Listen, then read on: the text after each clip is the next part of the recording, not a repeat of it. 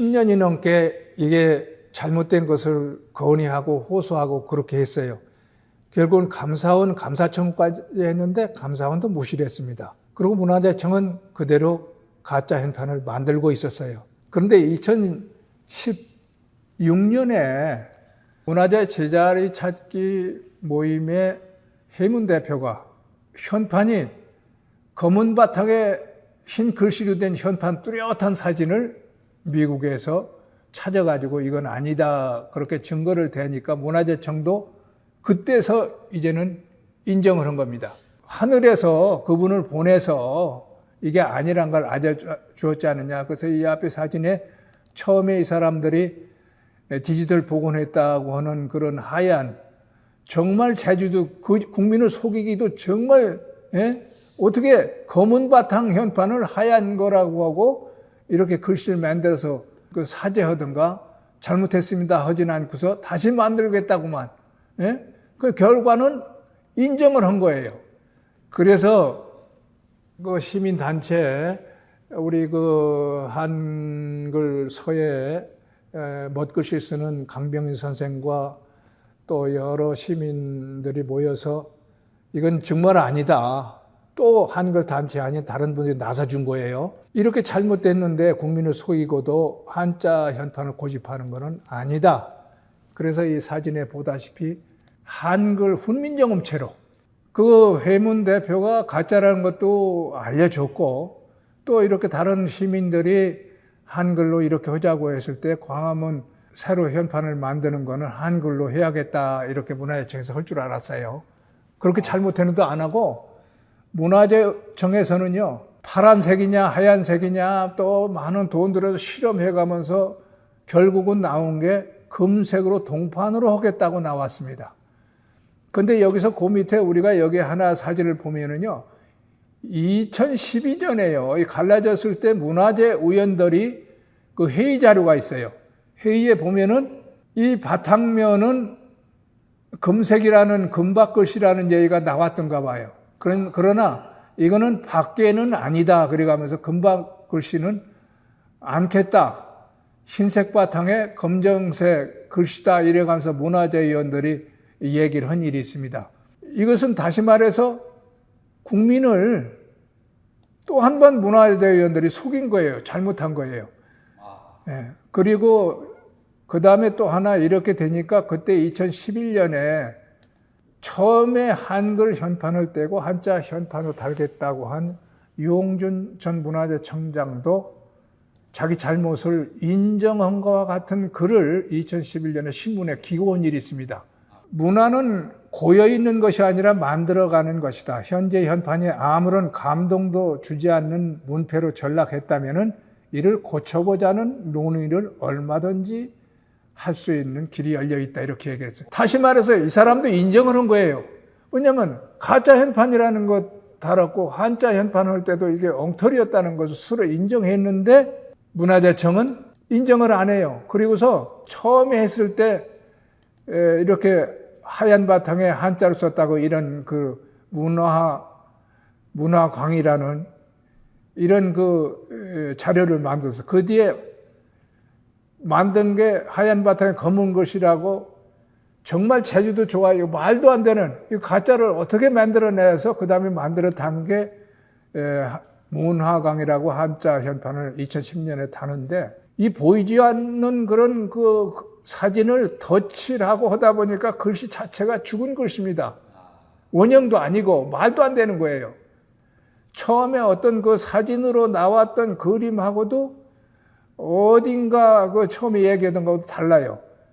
그리고 그 다음에 금색으로 만들었지만 이 또한 처음 것이 원형이 아니기 때문에 현판 크기도 달랐어요. 그렇기 때문에 이건 원형이 아니다 하는 것이고요. 오늘날 짓는 집에, 오늘날 돈으로, 그리고 한글을 살려서 나라를 일으켜서 나라가 잘 살게 되니까 그 돈으로 경복궁을 복원하면서 이게 말도 안 되니까 2020년에 또 시민단체가 광화문 현판 한글로 하자고 주장할 때 여론조사한 게 있어요. 거기도 보면은요, 한글로 하다는 여론이 훨씬 높습니다. 그런데도 문화재청은 아직도 듣지를 않고, 이 보면은요, 잘 보이지도 않는 그런 그 원판 사진을 덧칠하고 또 그리고 하다 보니까 완전히 그냥 죽은 글씨가 됐어요. 이것은 우리 한글 단체는 절대로 받아들일 수 없다는 것이고, 여기서 다시 한번 한자 현판과 한글 현판의 그 상징성, 이걸 한번 짚고 넘어가겠습니다. 투쟁을 하고 연구를 하다 보니까 이 공교롭게도 1968년에 한자 현판이 걸고 42년 뒤에 1910년에 나라가 망했어요. 1910년에 나라 망했는데 그게 42년이에요. 그런데 1968년에 한글 현판을 걸고 나라가 일어났잖아요. 발전했는데 42년 뒤에 2010년에 그 한글 현판을 떼고 한자 현판을 달게 됩니다. 이게 그런 여러 가지를 볼 때도 다시 한글 현판을 달고 나라가 망한 그런 재수없는 그 고종 때 그 한자 현판을 떼고 다시 달아야 된다 하는 그런 까닭이, 그런 뜻이 다시 한번 떠올랐습니다. 2010년에 문화재위원들이 국민을 속였다는 증거물로 문화재위원들의 그 의견서, 회의록을 한번 보여드릴게요.